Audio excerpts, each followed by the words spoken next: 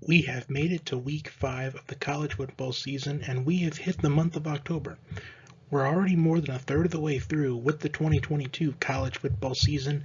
I had high expectations for week 4 last week, and without a doubt it delivered. Michigan, Clemson, and USC avoided upsets, while Oklahoma fell to Kansas State and Arkansas missed a go-ahead field goal in the last minute and a half against Texas A&M, and Miami absolutely got dismantled by Middle Tennessee. Not Tennessee, Middle Tennessee. And speaking of Tennessee, the Volunteers once again proved me wrong, but the end of that game had to be a bit nerve-wracking after Florida recovered the onside kick. Oregon had an epic comeback against Washington State.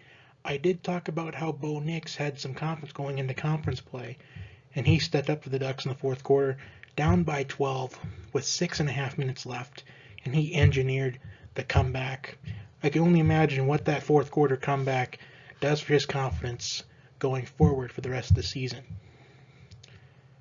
I went 5-2 in my picks once again last week, so that puts me at 26-9 on the season after weeks 0 through 4, and that is only picking straight winners. I did want to address that before I got to the week 5 picks because I did get a comment in last week's comment section about it.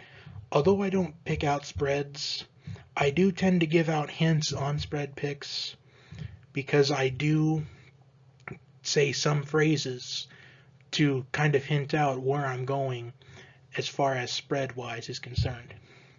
Without further ado, let's get to the Week 5 predictions, and I am looking forward to predicting all of these games as we have 5 top 25 matchups this week. Kicking things off with a Pac-12 battle on Friday night, number 15 Washington travels to Pasadena to take on undefeated UCLA. What a turnaround it's been for the Huskies so far this season with first-year head coach Kalen DeBoer. They find themselves in the top 15 in the rankings behind quarterback Michael Penix Jr., who is currently leading the FBS in passing yards. While UCLA is quietly undefeated, a knock on the Bruins so far this season is they struggled to beat South Alabama. That and how they can't get fans in attendance. But I'm definitely looking forward to watching both these quarterbacks play on Friday night. A battle of who I feel like are two of maybe even the two most underrated quarterbacks in all of college football. I like the Huskies in this ball game as this has been a big turnaround for them, and I'm really impressed with it. They have the best passing offense in the entire country, and they are 5th in total offense. And Kalen DeBoer's name, I think, is going to be at the forefront of coaching positions in other places. And I like the Huskies to continue to roll.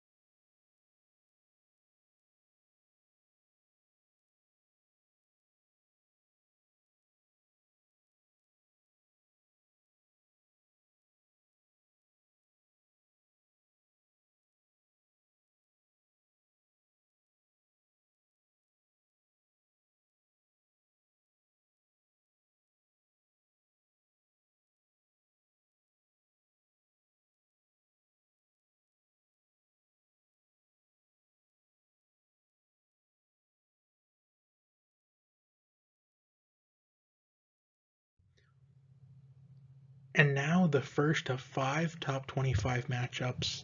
Number 22 Wake Forest and number 23 Florida State. Wake Forest looks to bounce back from a double overtime loss against Clemson last week, while Florida State is coming off of a bye week. Sam Hartman had quite the game last week. 337 passing yards and 6 touchdown passes. However, on the other side of the ball, I do like the Seminoles running game in this matchup. In fact, Florida State is an underrated team, but I do have to point out that they should have beaten LSU by a lot more than a point. They should have won that game against LSU by at least 10 to 14 points. I think Florida State's depth at running back is one of the more underrated ones in all of college football, with Trayshawn Ward, Trey Benson, and Lawrence Toafili averaging over 5 yards per carry. And when you have 3 running backs that are averaging 5 yards per carry, you have got a lethal running game. And don't forget mobile quarterback Jordan Travis. He may only have 15 carries so far this season, but I think this is going to be the game where he carries the ball more to melt the game clock and keep the Wake Forest offense on the sidelines. I like the Seminoles in this matchup. I am intrigued to see how Wake Forest comes out in this game. They had a heartbreaking loss last week, and now they go on the road to take on the Seminoles.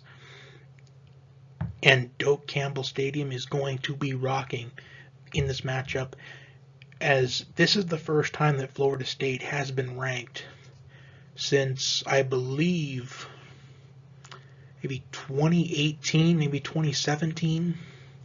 Somebody let me know in the comments section. I would appreciate that. But I do believe this is the first time in over 4 years that the Seminoles are ranked inside the top 25. Number 2 Alabama and number 20 Arkansas. The toughest part of Alabama's schedule is coming up. Arkansas this week, Texas A&M next week, and Tennessee on the third Saturday in October as tradition. Reigning Heisman winner Bryce Young has 13 touchdown passes and only 2 interceptions so far this season.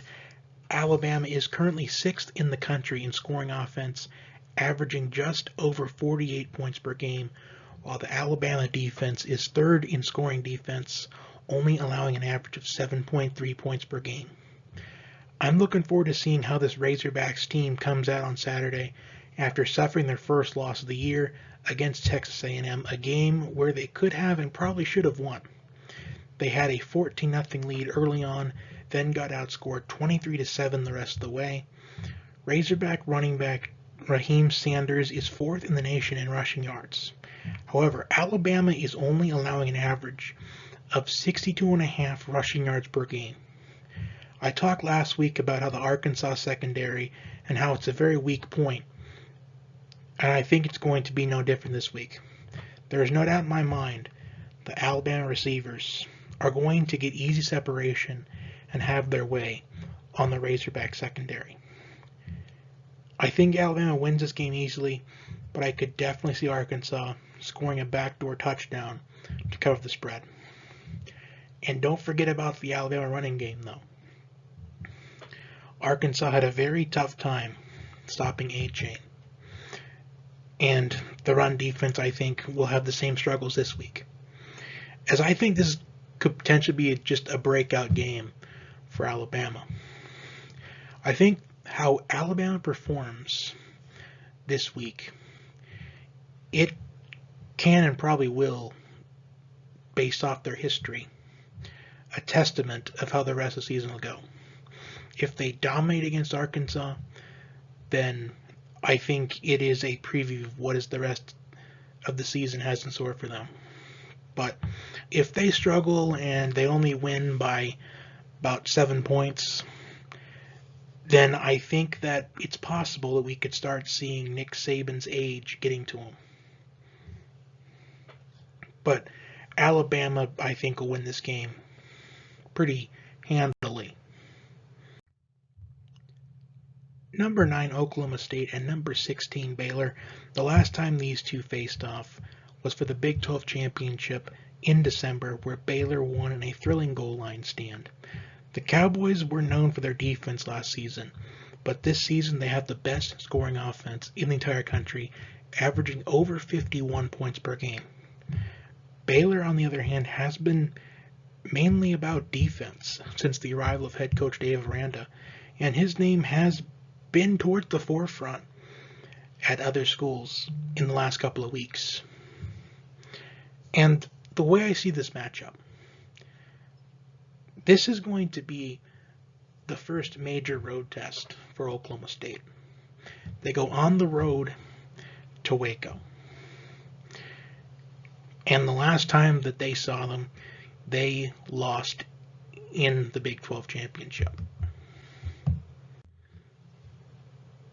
And this Baylor team, they should have beaten BYU. They should be undefeated right now. And I think that this Baylor defense will be able to shut down the Oklahoma State offense. I think Baylor wins in a very similar fashion than how they won the Big 12 title game. They win with defense and by shutting down the Oklahoma State offense. I think Baylor wins in a low-scoring game. I'd say 24-20. The Bears will win. Number 7 Kentucky and number 14 Ole Miss. The Rebels are averaging over 280 rushing yards per game, which is currently 4th in the FBS. Both of these defenses have held their own so far this season. They're both in the top 12 in scoring defense. Quinshon Judkins and TCU transfer Zach Evans are both averaging over 6 yards per carry. The transfer portal has been at the forefront in the college football landscape for the last year.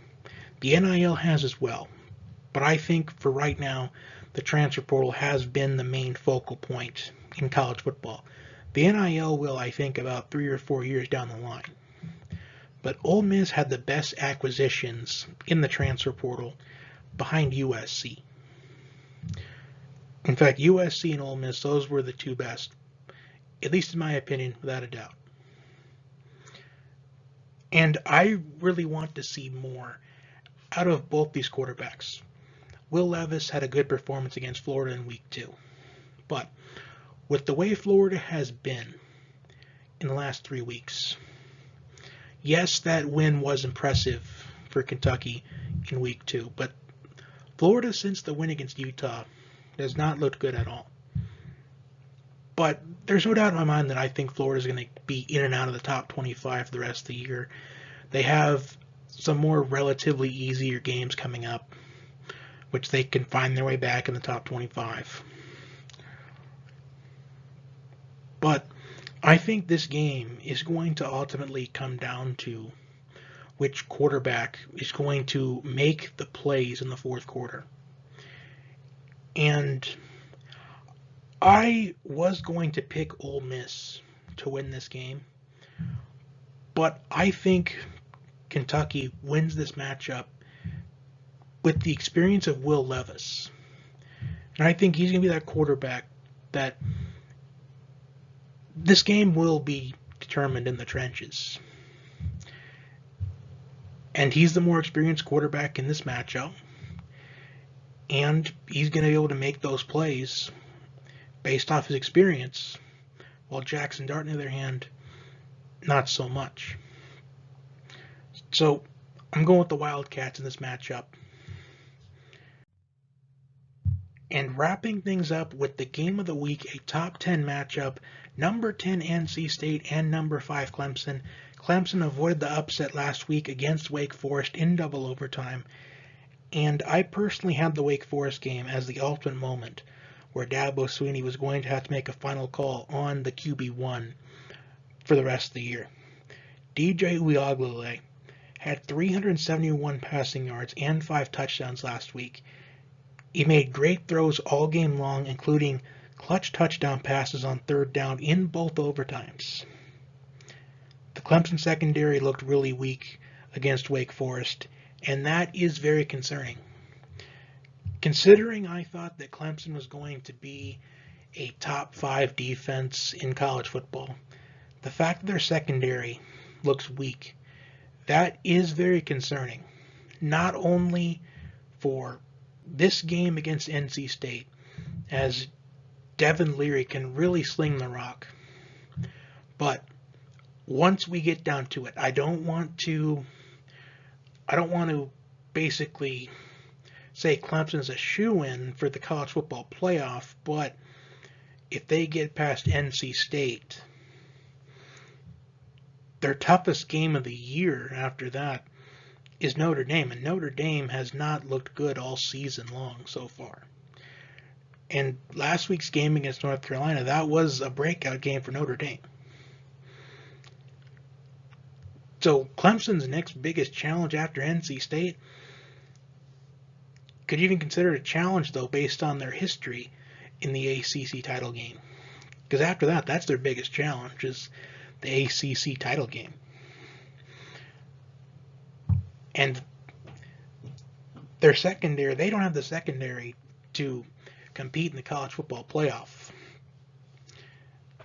If the college football playoff was right now, and the 4 teams were Alabama, Georgia, Ohio State, Clemson, Clemson's secondary would give up at least 350 passing yards to all 3 of those teams.